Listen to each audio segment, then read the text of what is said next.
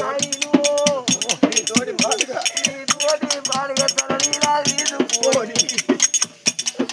ఈ తోడి వచ్చి కొడుక పక్షి నీకు బుక్కలంత అన్నం పెట్టి